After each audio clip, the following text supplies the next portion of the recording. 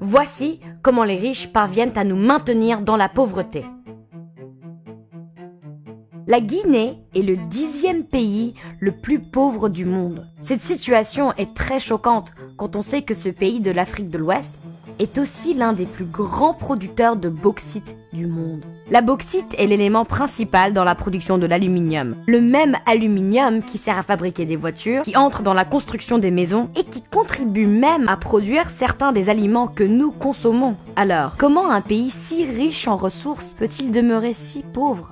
Pendant les 50 dernières années, l'équivalent de plus de 400 milliards de dollars d'aluminium ont été produits à partir de la bauxite extraite de la seule mine de la CBG, la Compagnie des bauxites de Guinée. Une plainte juridique récente révèle que la part de cette richesse réservée à la Guinée a été tragiquement limitée à 1,2%. Du fait que Alcoa, la société qui gère les opérations de la CBG, refuse obstinément de laisser aux Guinéens leur part des profits de cette exploitation minière. À titre d'exemple, bien que le gouvernement guinéen ait officiellement désigné Nanko Shipping, une société guinéenne à transporter 50% de sa bauxite, Alcoa refuse d'honorer cette partie de l'accord. Pendant ce temps, la même Alcoa continue d'assurer le transport de cette part guinéenne et récolte ainsi les bénéfices financiers qui en découlent, privant le pays d'une énorme bouffée d'oxygène économique. Et pourtant, en Guinée aujourd'hui, plus de 55% de la population vit en dessous du seuil de pauvreté. Seul un ménage sur 5 a accès à l'électricité.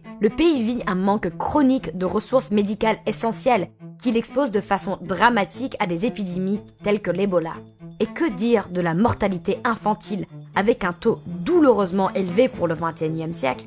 Parce que seulement 37% des enfants sont vaccinés. C'est le comble que ce soit ce même pays qui soit aussi l'un des plus grands producteurs au monde d'un métal que nous utilisons tous de façon quotidienne.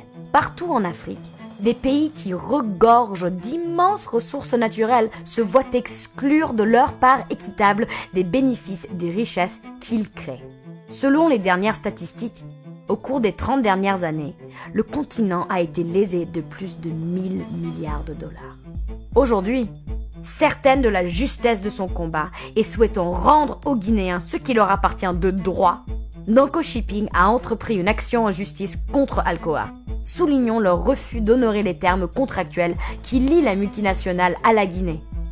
Selon l'agence de presse Reuters, en cas de victoire, l'action de Nanko marquerait un pas en avant pour les pays africains visant à prendre de la main des multinationales le contrôle de leurs ressources naturelles.